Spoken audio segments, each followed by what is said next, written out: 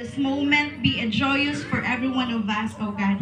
And this will be a remarkable day, O Father, even for Ayan and Ella. We just lift up everything to you, Lord. This in Jesus' name, amen. Please remain standing for the Panatang Makabayan. Joke lang, lingkod ko. Lingkod.